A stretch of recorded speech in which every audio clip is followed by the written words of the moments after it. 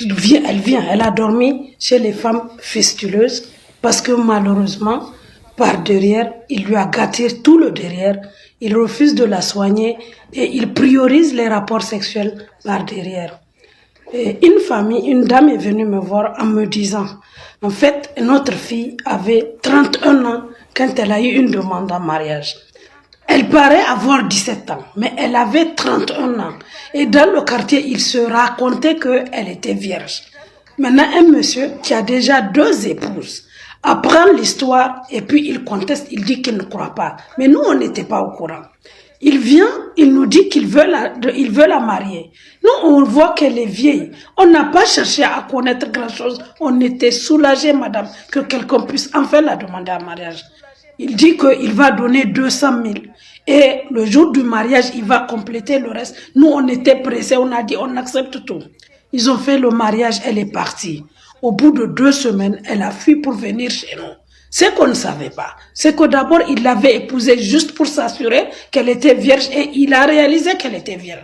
Ensuite, la nuit des noces, il a commencé à entretenir des rapports sexuels avec elle par derrière. Et comme nous n'avons jamais parlé de sexualité avec nos enfants, elle ne savait pas qu'on ne fait pas devant et derrière. Il a tellement pris goût que finalement, il a abandonné ses autres épouses pour lui imposer des rapports sexuels 3 fois par jour. Elle a refusé, elle a fui pour venir. Quand elle est venue chez nous, elle ne pouvait plus retenir ses selles et son urine parce qu'il l'avait blessée devant et derrière. Et d'ailleurs, de ce qu'on nous a expliqué, quand il commençait les rapports, elle criait, elle sortait pour courir, il allait la rattraper pour la ramener pour finir les rapports. Quand notre fille nous a expliqué, elle ne pouvait pas marcher. Nous l'avons amenée à l'hôpital et c'est là qu'on a découvert qu'en fait, il la prenait par devant et par derrière et qu'aux 2 endroits, il l'avait gravement blessée et qu'elle ne pouvait plus rien retenir. On nous a référé chez les fistuleuses, elle est sous traitement et il a refusé d'aider pour les soins. Il a fallu que le commissariat l'oblige à prendre en charge une partie des ordonnances.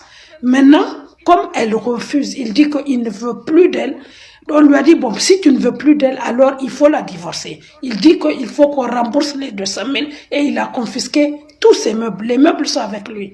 On est parti à la justice commune et la juge verbalement lui a dit, tu es obligé de lui donner le divorce et je constate la fin du mariage parce qu'on ne te l'a pas donné pour la sodomiser.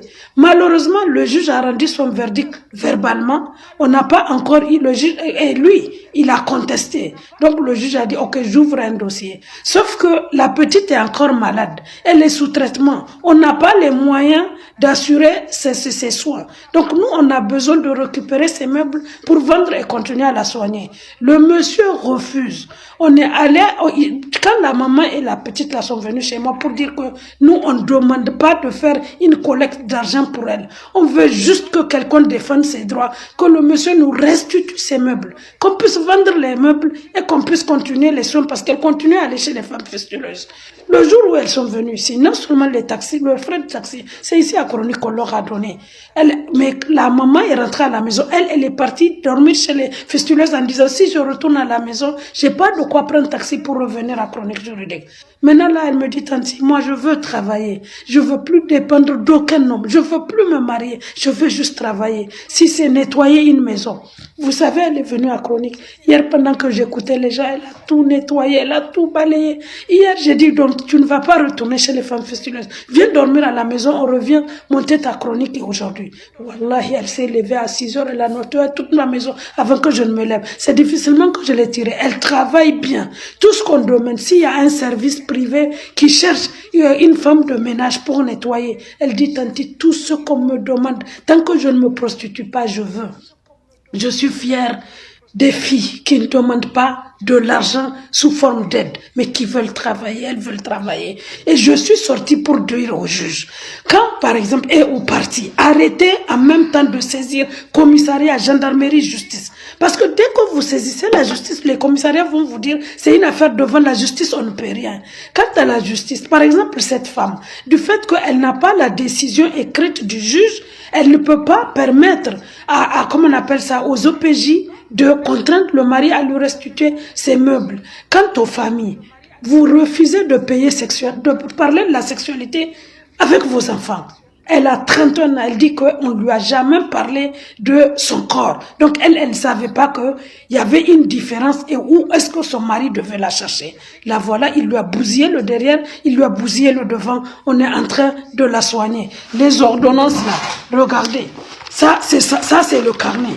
Les ordonnances, tout ça là que vous voyez, c'est des ordonnances. Elles continuent dans le centre de fistule. Il faut que on harmonise nos textes, qu'on protège la femme. On protège la femme. Cette femme-là, aujourd'hui, tout ce qu'elle cherche, c'est un avocat et du travail. Gauche Maïmouna Gazibo, je suis souffrante, vous le sentez, par ma voix, mais je me suis sentie obligée de venir monter cette chronique juridique. Je vous remercie.